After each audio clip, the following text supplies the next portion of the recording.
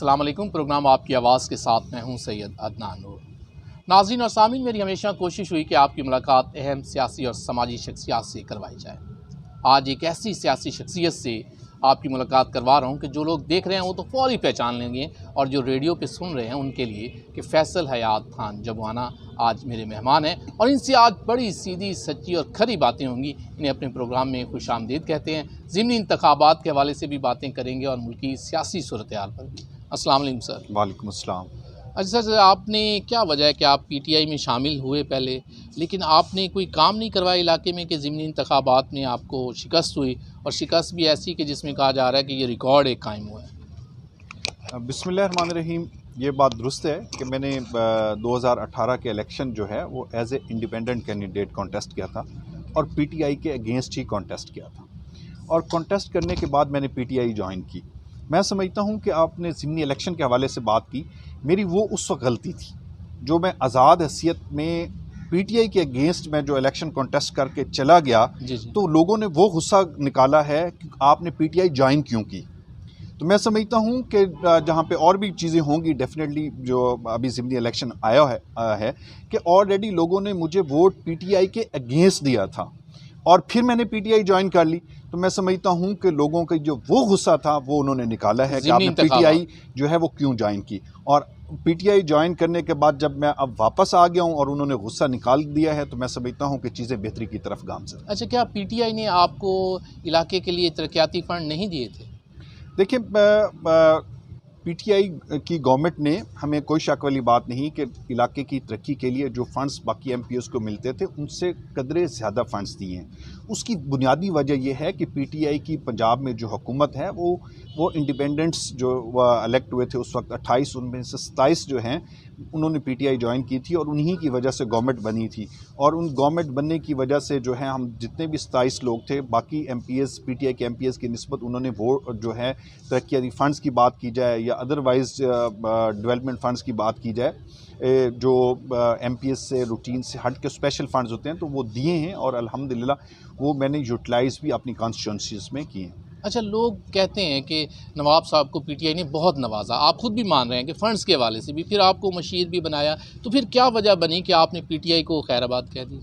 देखिए, मैंने 3.5 साल में पीटीआई में रहा हूँ, और अगर आप थोड़ा सा पीछे चले जाएं तो ठीक 1 साल बाद ही जब तरीन साहब का इश्यूज़ हुए और मुख्तलिफ और भी इश्यूज़ बन रहे थे, तो उस वक्त जो है मेरा नज़रियाती तौर पे, क्योंकि डे 1 से मेरा इख्तलाफ था, क्योंकि ज़िले के ग्रुप के हवाले से अगर बात की जाए तो पीटीआई में का जो ग्रुप था उनके मैंने ऑलरेडी इलेक्शन अगेंस्ट कॉन्टेस्ट किया हुआ था। उसके बाद जो है जब मैं पीटीआई के अंदर था, तो उस वक्त भी मैं समझता हूँ कि अगर ये हमारी यहाँ पे जो लोकल पॉलिटिक्स के आपस में इश्यूज़ ना होते तो मैं मुशीर से भी बेहतर पोजीशन में होता। मैं मुशीर जो है वो डेफिनेटली मैं समझता हूँ कि यहाँ पे हमारे और भी 2 वज़ीर भी थे, तो मैं समझता हूँ कि 2 की बजाय जहाँ ज़्यादा वज़ीर भी हो सकते थे। पीटीआई ने इस हवाले से मैं समझता हूँ कि नहीं नवाजा, बल्कि अल्लाह ताला के फजल व करम से हम समझते हैं कि पंजाब की हुकूमत में हम इंडिपेंडेंट्स ने पीटीआई को नवाजा था। अच्छा, ऐसा एक तासुर और पैदा हुआ कि नवाब साहब आपकी तो अपने हलके में माशाल्लाह अच्छी इज़्ज़त है, शोहरत है, वोटर्स हैं, तो आप ख़ुद एक बहैसियत शख्सियत देखा जाए तो आप आज़ाद हैसियत से इलेक्शन लड़ के गए और अपने पाँव पे इलेक्शन लड़ा। आपको किसी सियासी टिकट की ज़रूरत नहीं थी, ना पहले ना बाद में। फिर क्या वजह बनी कि आप नून लीग के टिकट पर ज़िमनी इंतखाबात में मैदान में उतरे? देखिए, पाकिस्तान में या ख़ास पर्टिकुलरली अगर पंजाब की बात की जाए तो 2 जमातें हैं। एक पाकिस्तान तहरीक-ए-इंसाफ और पाकिस्तान मुस्लिम लीग, और जहाँ तक पाकिस्तान पीपल्स पार्टी भी कोई शक वाली बात नहीं, एक मेजर पार्टी है और उसके भी वोट्स हैं, लेकिन पंजाब में कदरे उनकी सीट्स और पिछले कुछ सालों से उनका नंबर ऑफ़ सीट्स के हवाले से बात की जाए या वोटर्स के हवाले से बात की जाए तो वो पंजाब में उनका कंपैरिजन नहीं कर सकते। तो मैं समझता हूँ कि मैंने 20 साल जो है एज ए इंडिपेंडेंट पॉलिटिक्स की है। अब मुझे पॉलिटिकल जमात के साथ खड़े होकर अपनी पॉलिटिक्स को जाना चाहिए। उसकी बुनियादी वजह है कि आप जितने भी बड़े नाम सियासत में देखेंगे वो पॉलिटिकल पार्टीज़ की वजह से बड़े नाम हैं। मिसाल के तौर पे अगर मैं जहीं झंग की बात करूं तो जो भी बड़े नाम बने हैं जिन्होंने नेशनल लेवल पे सर्व किया है, तो उसमें पार्टीज़ का बड़ा मखदूम सैयद फैसल सालियात का नाम है, सईदा अब्दा हुसैन साहबा का नाम है। तो वो उन्होंने हमेशा इलेक्शन जो है वो पार्टी से कॉन्टेस्ट किए हैं और पार्टी की वजह से ही इंडिविजुअल और पार्टी में बहुत फ़र्क होता है। तो मैं इस नतीजे पर पहुंचा हूं कि हमें जो है पॉलिटिक्स जो है वो पार्टी बेस्ड करनी चाहिए। आपको नहीं लगता कि आपके इस फैसले से आपकी शोहरत में कमी हुई है कि लोगों ने बड़ा तनकीद का निशाना बनाया जब आपने पार्टी बदली? देखिए, वक्ती तौर पे ये इश्यूज़ आते हैं और अगर आप वक्ती तौर पे चीज़ों को देखेंगे तो आप लॉन्ग टर्म सर्वाइव नहीं कर सकेंगे। मैं समझता हूँ कि ये फ़ैसला, मेरा ज़मीर भी मुतमईन है, मैं अल्लाह ताला का शुक्र अदा करता हूँ कि जो मैंने फ़ैसला किया वो बिल्कुल बरवक्त किया और ठीक किया। उसके वक्ती तौर पे मैं समझता हूँ मुझे ज़रूर नुकसान हुआ है, लेकिन इन द लॉन्ग टर्म इंशाअल्लाह वक्त बताएगा कि मेरा फ़ैसला बिल्कुल ठीक था। नेक्स्ट इलेक्शन अगर होते हैं तो आप नून लीग से ही फिर लड़ेंगे, ये कंफर्म है या फिर भी अभी सोचेंगे? अब आप न्यूट्रल कंडीशन में हैं या अभी आप पार्टी के साथ? नहीं, मैं पाकिस्तान मुस्लिम लीग नून के साथ हूँ और पाकिस्तान मुस्लिम लीग नून के साथ ही मैं अपनी अगली सियासत जो है वो देखता हूँ। ये बड़ी अच्छी बात आप कर रहे हैं कि आप किसी न किसी पार्टी के साथ आप अटैच हो चुके हैं। अच्छा, मुल्क की मौजूदा सूरत हाल में क्या आप देख रहे हैं कि इलेक्शन जो है ये बर वक्त होंगे, मसलन साल पूरा करेंगे अपना टेन्योर, जो नून लीग की वफाक में हुकूमत इस वक्त PDM की शक्ल में है, तो ये टेन्योर पूरा करने जा रही है कि नहीं? मैं तो हैरान होता हूँ कि लोग किस तरह का सवाल करते हैं कि इलेक्शन जो है वो टाइम से पहले होंगे। कोई मुझे कानूनी तौर पे आप तरीक़ाकार बता दें कि अपोजिशन की ख्वाहिश के मुताबिक इलेक्शन हो सकते हैं तो बिल्कुल होंगे। अगर कानूनी तौर पे या जो रूल ऑफ बिज़नेस है उसके मुताबिक अपोजिशन का अर्ली इलेक्शन के हवाले से कोई किरदार नहीं, तो ये कैसे सोच सकते हैं कि इलेक्शन जो है बिफोर द टाइम हो। मैं बीइंग अ पॉलिटिकल वर्कर समझता हूँ कि ये जो वज़ीर आज़म चेंज हुआ या असम्बली में जो तब्दीली आई तो एक लीगल प्रोसेस के तहत आई और उसी लीगल प्रोसेस के तहत जो हुकूमत बनी है उसको अपना टेन्योर भी पूरा करना चाहिए। और टेन्योर पूरा करना इसलिए भी ज़रूरी है कि मुल्क की स्टेबिलिटी के लिए, मैं समझता हूँ इकॉनमी की स्टेबिलिटी के लिए ज़रूरी है कि इलेक्शन अपने वक्त पर हों। अगर मैं आपसे ये पूछूं कि इस वक्त जो मशहूर सियासतदान पाकिस्तान में हैं उनमें इमरान खान, जरदारी, शहबाज शरीफ या नवाज शरीफ साहब, इनमें से कौन ज़्यादा मशहूर है आवाम की नज़र में? देखिए, मैं समझता हूँ कि हर शख्स का एंगल जो है वो अपना होता है। मैं तो उसको ज़्यादा बेहतर समझूंगा जिसने पाकिस्तान की बेहतरी के लिए काम किया है, जिसने पाकिस्तान को डेवलपमेंट करने के लिए काम किया है। मैं तो समझता हूँ कि हमें पाकिस्तान की डेवलपमेंट का कंपैरिजन करना चाहिए। हमें तो उसका कंपैरिजन करना चाहिए जिसके हुकूमत में लोग खुश थे। अगर ये कंपैरिजन करेंगे तो मुल्क आगे बढ़ेगा। अगर इसके अलावा अगर आप शख्सियात की बुनियाद पर कंपैरिजन करेंगे तो मैं नहीं समझता कि मुल्क तरक्की कर सके। आपने PTI को जहांगीर तरीन साहब की वजह से छोड़ा या इमरान खान साहब से कोई इख्तलाफात? मैं समझता हूँ कि मेरा जो वोटर था वो नज़रियाती तौर पे था ही PTI के ख़िलाफ़। उसी वो वोट मुसलसल मेरे से नाराज़ इस हवाले से हो रहा था कि आपने पाकिस्तान तहरीक इंसाफ क्यों ज्वाइन की, और उसी ही वोटर ने जो है अपना गुस्सा निकाला है। और मैं समझता हूँ कि चीज़ें आने वाले वक्त में बेहतर हों। अच्छा, गुस्सा भी ऐसा निकाला कि आपको अपने घर से ही इलेक्शन हारना बिल्कुल, पड़ा? मैंने लूज़ किया, इसमें कोई शक वाली बात नहीं। अपनी शिकस्त जो है नंबर ऑफ़ वोट्स के हिसाब से ही होती है और मुझे वोट दूसरे कैंडिडेट की निस्बत कम मिले हैं, लेकिन मैं समझता हूँ कि इंशाअल्लाह होता वही है जो मंजूर खुदा हो। मैं बड़ा पुरुमीद हूँ कि आने वाले दिनों में चीज़ें बेहतरी की तरफ गामज़न होंगी। गुज़श्ता दिनों जंग में असद उमर साहब सेक्रेटरी जनरल पाकिस्तान तहरीक इंसाफ जंग तशरीफ़ लाए और उन्होंने एक जलसा किया। जलसे के कुछ ही देर बाद आपकी एक पोस्ट आती है, थैंक्स 18 हज़ारी। इसकी क्या वजह थी? देखिए, 18 हज़ारी के लोगों ने जो मैं समझता था या जो मुझे बताया जा रहा था कि 18 हज़ारी के लोग जो हैं वो वहाँ के मकामी MPA के कहने पर, मकामी MNA के कहने पर या PTI की क़यादत के कहने पर नहीं निकले थे।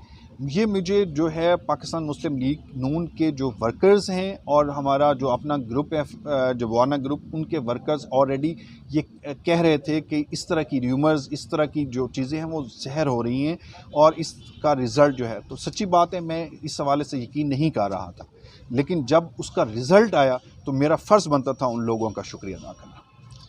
मरीम नवाज़ आपके पास आती हैं, जलसा करती हैं, आपने भरपूर इस्तकबाल किया। हमें याद है कि उस वक्त कवरेज कर रहे थे कि आपने बेहतरीन इस्तकबाल किया, लोगों को भी इकट्ठा किया। वहीं फिर इमरान खान पहुंचते हैं तो उनके पास उससे ज़्यादा लोग इकट्ठे नज़र आते हैं। आप कहते हैं कि आपके हल्के के अवाम पाकिस्तान मुस्लिम लीग नून या दीगर के साथ थे, PTI के मुखालिफ थे, तो ये कैसे हुआ कि इमरान खान का एक इतना बड़ा जलसा हो गया आपके इलाके में?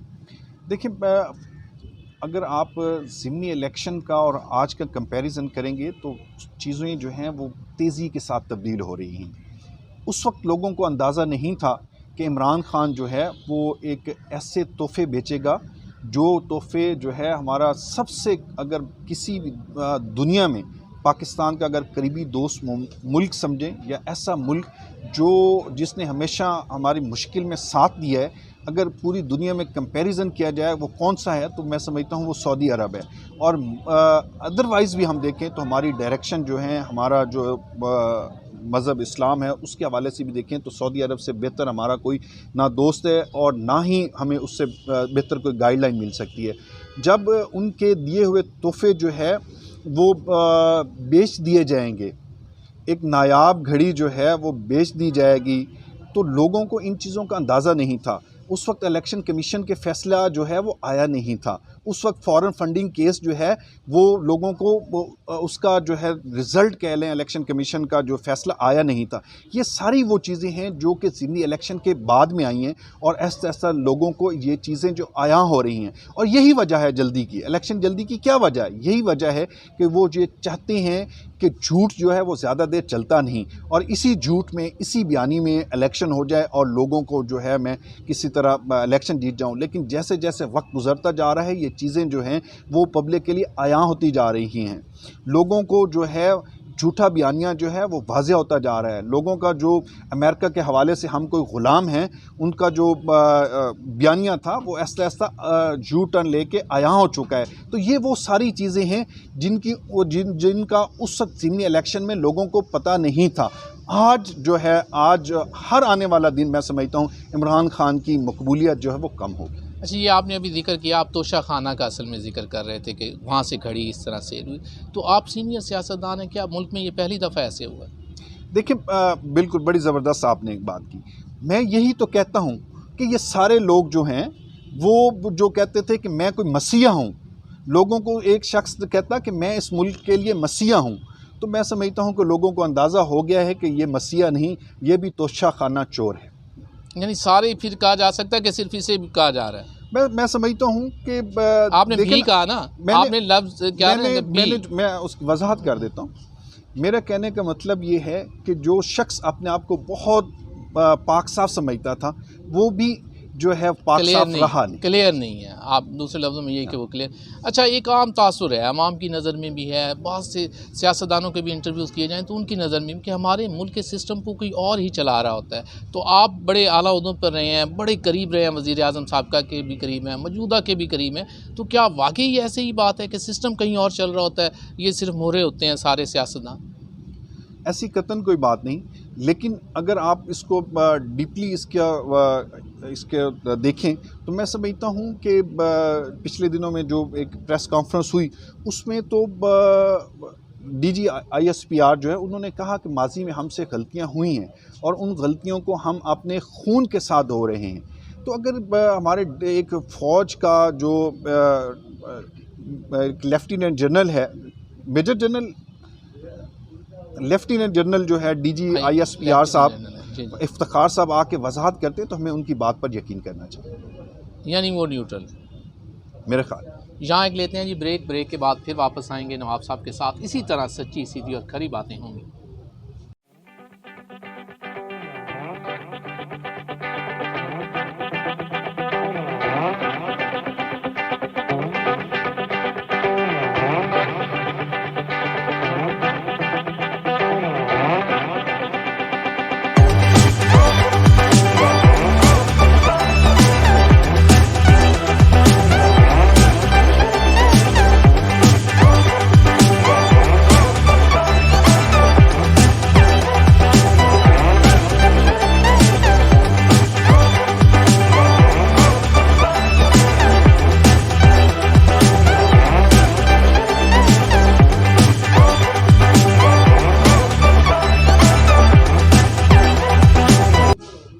वेलकम बैक नाज़रीन। प्रोग्राम आपकी आवाज़ के साथ में हूँ आपका मेज़बान सैयद अदनान नूर और आज हमारे मेहमान हैं झंग की जानी पहचानी शख्सियत नवाब फैसल हयात खान जमुआना साहब।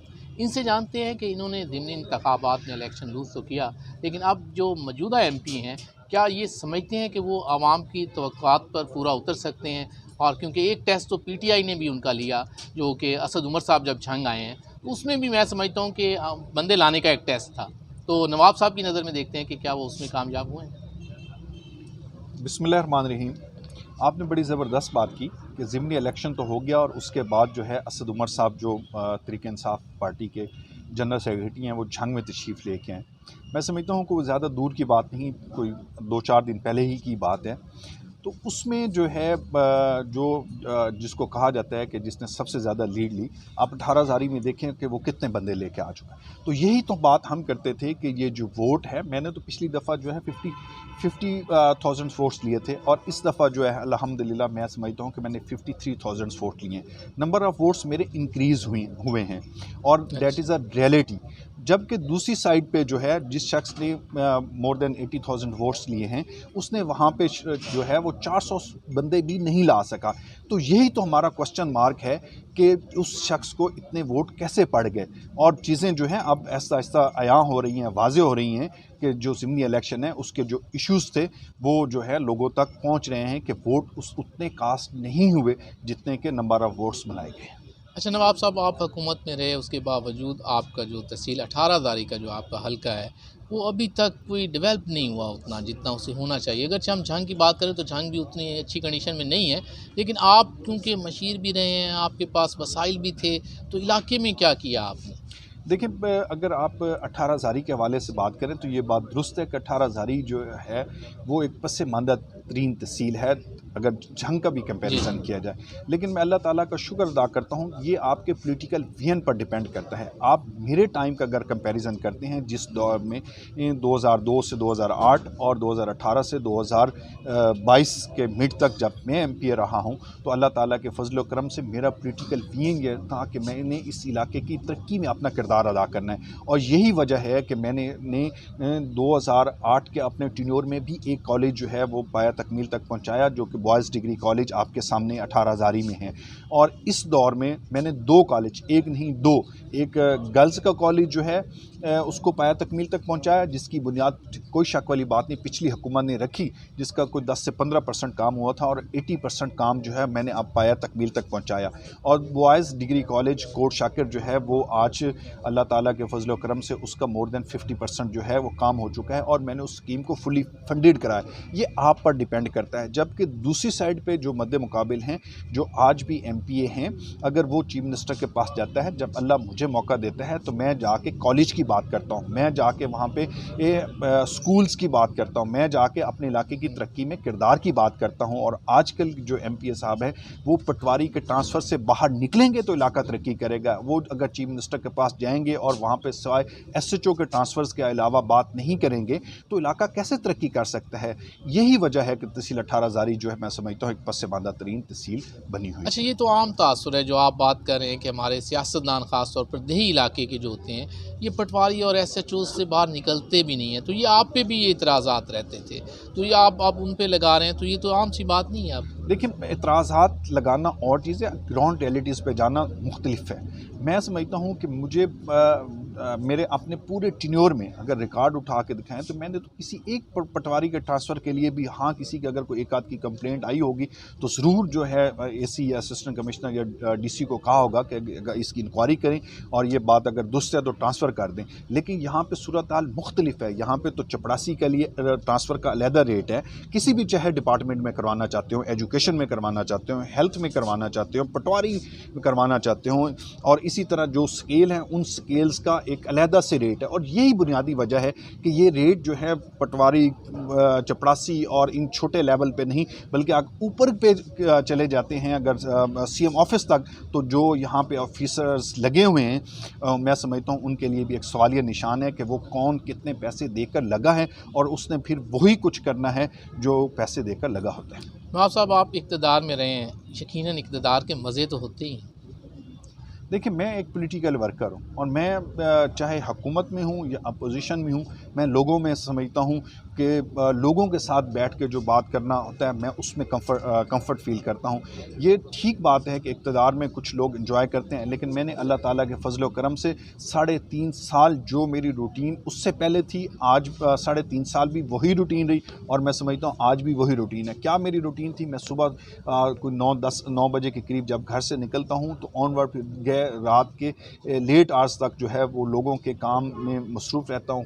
जो भी अगर आप गवर्नमेंट में होते हैं तो यकीनन आप पब्लिक ऑफिसेस में कदरे आपकी मसरूफियत ज़्यादा होती है, और अगर आप अपोजिशन में होते हैं तो फिर पब्लिक गैदरिंग्स जो है, खुशी गमी जो है वो आपके लिए अटेंड करना ज़रूरी है। तो मैं समझता हूँ कि मेरी रूटीन वही है। तासुर ये है कि जब वोट मिल जाते हैं, इंसान कामयाब हो जाता है तो फिर लाहौर बैठते हैं। अगर जब आप लोग इलेक्शन लूज़ करते हैं तो फिर हल्के में आ जाते हैं, इसकी क्या वजह है? बिल्कुल, ये बात आपने दुरुस्त की।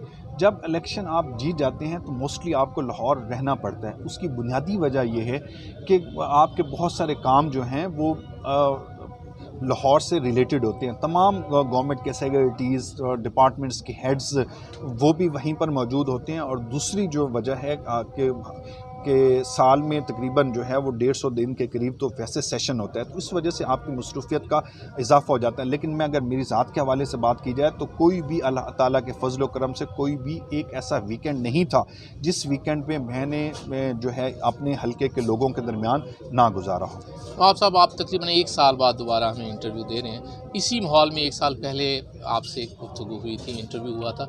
आज आके यहाँ कैसा लग रहा है बारा फिर आपको? देखिए, सबसे मुझे अच्छी जो बात लगती है, और मैं तो बारा का जो बारा रेस्टोरेंट के जो हेड है उनसे भी ये कहूँगा कि सैयद अदनान नूर साहब जो हैं उन्होंने आपकी जो रौनक लगाई हुई है, यहाँ पे लोग जब आते हैं तो देखते हैं, लेकिन शाह साहब की वजह से आपका जो ये रेस्टोरेंट है वो न्यूयॉर्क में भी लोग देखते हैं, क्योंकि इनके जो व्यूअर्स की तादाद है वो बेशुमार है।